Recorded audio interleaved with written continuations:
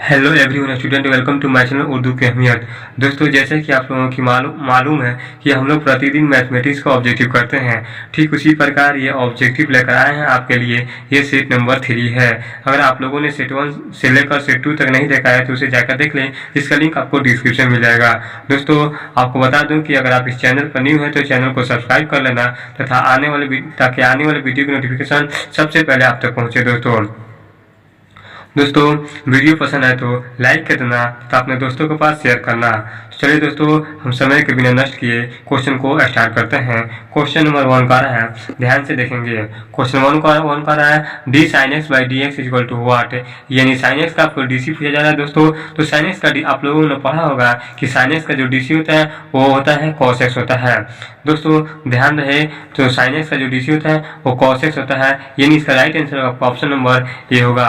यहाँ पे माइनस भी कॉस एक्स दिया है, तो ये ध्यान रखेंगे कि आपको साइन एक्स का जो डीसी होता है वो कॉस एक्स होता है, यानी प्लस में होता है। ठीक है दोस्तों, नेक्स्ट क्वेश्चन देखते हैं। क्वेश्चन नंबर 2 होगा और है D ten A X by D x. In ten A X by D x का डीसी आपसे पूछा जा रहा है। दोस्तों, ऑप्शन ए में दिया ए टेन ए एक्स, बी में ए सेक स्क्वायर ए एक्स, सी में है ए सेक एक्स, डी में है ए कॉट ए एक्स। दोस्तों, क्वेश्चन नंबर 2 का जो राइट आंसर होगा आपको ऑप्शन नंबर आपको बी होगा, ए सेक स्क्वायर ए एक्स होगा। दोस्तों, अब इसको देखना है कि ये कैसे हो रहा है, इसको हम बनाकर प्रूव करते हैं कि कैसे होगा। तो क्वेश्चन नंबर 2 का जो बनाएंगे तो देखिए कैसे बन रहा है।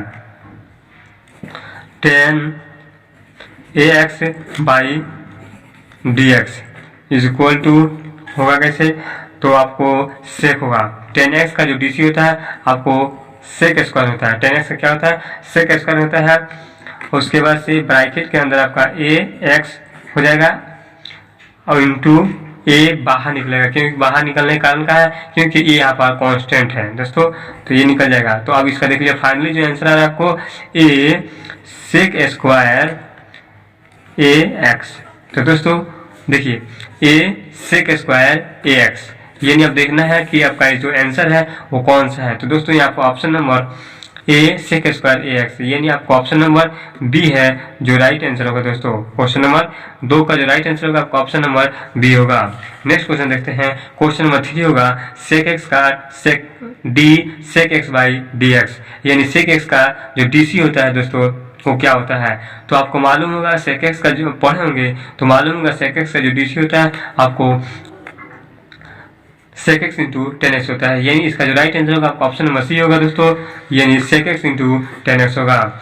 नेक्स्ट क्वेश्चन देखते हैं। क्वेश्चन नंबर 4 होगा, काफी महत्वपूर्ण क्वेश्चन है दोस्तों। 5 इंटू में दिया है और 2 3 4 दिया है। अब पूछा जा रहा है क्या होगा इसमें। ऑप्शन ए में दिया है 10 3 3 4, बी में है 2 3 15 20, सी में दिया है 2 15 और 15 4, डी में दिया है 10 15 और 15 20 दिया है। तो दोस्तों, क्वेश्चन नंबर 4 जो है आपको 5 से सब में मल्टीप्लाई करना है, यानी गुना करना है।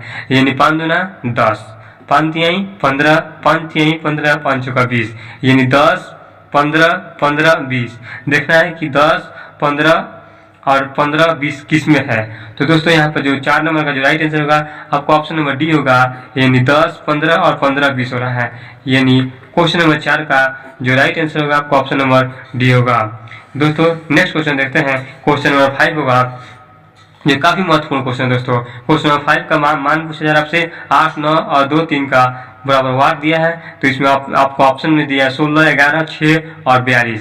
तो आपको यहाँ पे इसका मान निकाल कर बताना है कि इसका कौन सा मान सही होगा दोस्तों। तो क्वेश्चन नंबर 5 को देखिए हम कैसे बनाएंगे और किस अकॉर्डिंग इसको हम बनाएंगे, ताकि हमको कंसेप्ट भी क्लियर हो जाए और हमका मैथ भी मेरा बन जाए। दोस्तों, अब यहाँ पे देखिए 8 दिया है, देखिए 8 है और 9 है, 8 9 2 3।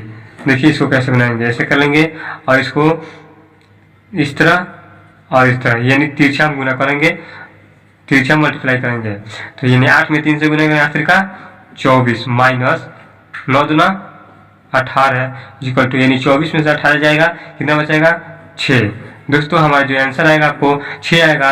अब इसमें हमको देखना है कि ऑप्शन नंबर किस ऑप्शन में हमको आंसर जो 6 दिया है। तो दोस्तों यहाँ पर जो 5 का है उसका जो ऑप्शन नंबर क्या है तो सी है दोस्तों। ये इसका 5 नंबर का जो राइट आंसर होगा आपका ऑप्शन नंबर सी हो रहा है। दोस्तों वीडियो पसंद है तो लाइक कर देना तथा अपने दोस्तों के पास शेयर कर देना। तो दोस्तों नेक्स्ट क्वेश्चन देखते हैं। क्वेश्चन नंबर 6 होगा, काफी इंपॉर्टेंट क्वेश्चन है। क्वेश्चन नंबर 6 का आ रहा है sin 2x into D X equal to what, यानी sin 2x का इंटीग्रेशन करना है, हमको इंटीग्रेशन करना है। इंटीग्रेट में दिया है तो आपको ऑप्शन में दिया है k plus 2 cos 2x, B में दिया है cos 2x plus k by 2 plus k, और सी में दिया है k माइनस cos 2x, क्या दिया है k minus cos 2x by 2, और डी में दिया है k minus cos 2x by 3। तो दोस्तों क्वेश्चन नंबर 6 का जो आंसर होगा वो पहले हम इसको बना कर देख लेते हैं, उसके बाद देखते हैं कि इसका जो आंसर होगा वो क्या होगा। दोस्तों क्वेश्चन नंबर 6 का देखते हैं बनाकर कि हमारा आंसर क्या आ रहा है। क्वेश्चन नंबर 6 है, क्वेश्चन नंबर 6 में है साइन 2x, साइन इंटीग्रेशन में डाल देते हैं साइन 2x dx, ठीक है। फिर इंटू देकर इंटीग्रेशन दे देते हैं और उसके बाद से 2x क्या बोलते हैं 2x dx। तो साइन का क्या होता है, साइन का माइनस कॉस होता है, माइनस कॉस होता है, और 2x दिया है तो यहाँ पे 2x, ठीक है 2x इंटू और इसका बोलते हैं 2x dx का इंटीग्रेशन करेंगे तो क्या होगा 1/2 आएगा दोस्तों। तो यहाँ पर देखिए क्या आ रहा है cos 2x दोस्तों माइनस cos 2x बाई 2 आ रहा है। इंटीग्रेशन है तो इंटीग्रेशन में कांस्टेंट रहता है दोस्तों, तो यहाँ पे हम k पहले से डाल देते हैं, यानी k minus cos 2x by 2। यानी आपको ये दिखना है कि ये किस में ऑप्शन दिया है k minus cos 2x by 2। देखते हैं क्वेश्चन नंबर 6 में जो दोस्तों दिया है क्या आया था हमारा k minus cos 2x by 2। तो यानी क्वेश्चन नंबर 6 का जो राइट आंसर होगा आपको ऑप्शन नंबर सी होगा दोस्तों, यानी k minus cos 2x by 2 होगा। नेक्स्ट क्वेश्चन देखते हैं। क्वेश्चन नंबर 7 होगा, काफी महत्वपूर्ण क्वेश्चन है दोस्तों, ये कई बार एग्जाम में पूछे गए क्वेश्चन है। कह रहा है जीरो मैट्रिक्स यानी शून्य अवयव कौन है। ऑप्शन ए में दिया 4 0 0 0, बी में दिया 0 0 0 पूरा 0 0 दिया है, सी में 0 1 0 0, और डी में 0 2 0 2 0 0। तो दोस्तों शून्य मैट्रिक्स यानी जीरो मैट्रिक्स से पूछा जाएगा, देखना इसमें किसमें सब में 0 0 है।